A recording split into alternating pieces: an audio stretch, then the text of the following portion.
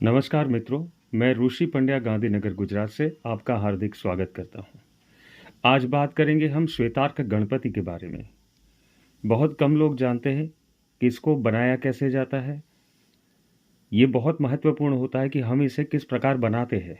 पहले मैं इस वीडियो में आपको सारी डिटेल बताऊंगा, सारी चीज़ें बताऊंगा कि इस मूर्ति को हम कैसे बनाते हैं, किस योग में बनाते हैं, फिर उसके लाभ क्या है, सारी चीज़ बताऊंगा। तो आप कृपया वीडियो से आखिर तक बने रहे, कुछ भी चीज़ें आपसे छूटे नहीं। पहली बात है कि इसको बनाया कब जाता है। श्वेतार्क का पौधा जो होता है, यानी कि पेड़ जो होता है, वो कम से कम 25 साल पुराना हो। कम से कम 25 साल पुराना हो, ऐसे पौधे की जड़ से ये गणेश को बनाया जाता है। हम लोग इसको कैसे बनाते हैं? इस प्रकार का जो वृक्ष होता है उसे हमने ढूंढना पड़ता है। हम कई मेहनत के बाद उसे ढूंढते हैं।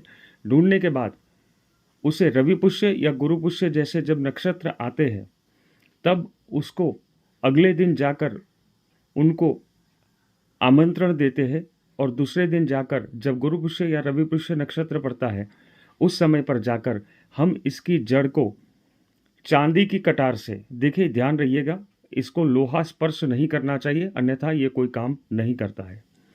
तो चांदी की कटार से उसकी जड़ को निकालना पड़ता है, और उसकी जड़ बहुत मोटी होती है, क्योंकि 25 वर्ष पुराना पौधा हो तो उसकी जड़ काफ़ी बड़ी होती है, काफ़ी मोटी होती है। तो उसे चांदी की कटार से धीरे धीरे से उसको सही तरीके से काटना पड़ता है। तो हम उस प्रकार उसे काट कर वहीं पर पूजन अर्चन करके ले आते हैं। ले आने के बाद इस जड़ को पहले सूखने देना पड़ता है।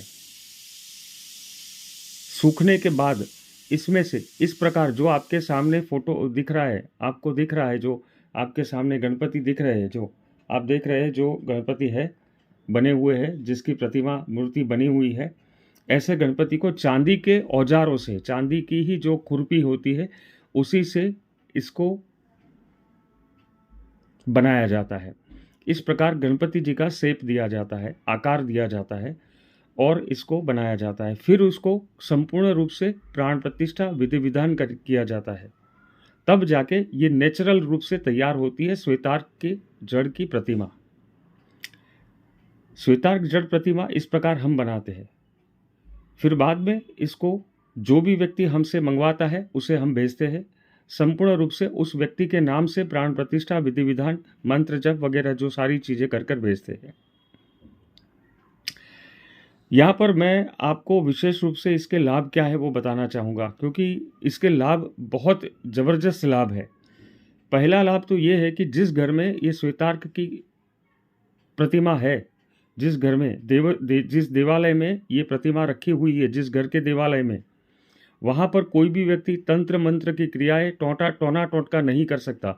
उस घर पर कोई ऐसी बाधाएं नहीं आती है, वहाँ के लोगों पर ऐसी बाधाएं नहीं आती है, ये जहाँ पर होता है वहाँ पर। दूसरा इसका सबसे बड़ा फायदा ये है, दूसरा लाभ है कि रोग को नहीं आने देता, कोई बड़े रोग को उस घर में प्रवेश करने नहीं देता। अगर मान लीजिए आपके घर में पहले से कोई व्यक्ति रोगी है और इसकी पूजा करता है, तो धीरे धीरे धीरे उसका रोग समूल नष्ट हो जाता है। जिस घर में ये प्राण प्रतिष्ठा की हुई मूर्ति अगर आपके घर के अंदर स्थापित की हुई है, तो आपके घर में कभी भी किसी भी प्रकार के विघ्न और बाधाएं नहीं आएगी। ये बहुत ही बड़ा लाभ है इसका। आगे बताऊंगा कि जहाँ पर ये गणेश जी की प्रतिमा रहती है, उस घर में महालक्ष्मी की कृपा हमेशा बनी रहती है, और लक्ष्मी उस घर को छोड़कर कभी नहीं जाती है।